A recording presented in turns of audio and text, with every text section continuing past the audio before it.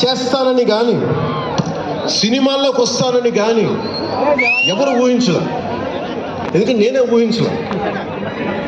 పోనీ 18 ఏళ్ల వయసులోనో 20 ఏళ్ల వయసులోనో 10:30కి లేటుగా వచ్చామంటే ఒక అర్థం ఉంటుంది.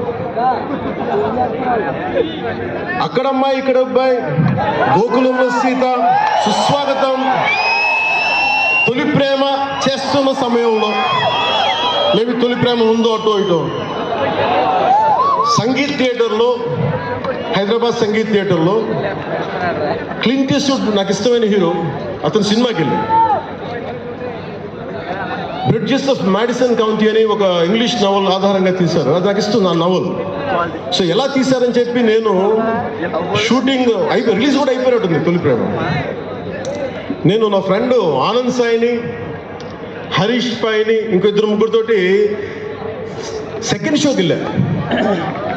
సెకండ్ షోకి వెళ్ళి ఇంటికి వస్తే కింద మా నాన్న, ఇంట్లో పైన రూమ్లో పడుకోవాల్సిన మా నాన్న కింద కుర్చీ వేసుకొని ఓ నీల్ కమల్ చైర్ వేసుకొని నా కోసం వెయిట్ చేస్తా ఉన్నాను.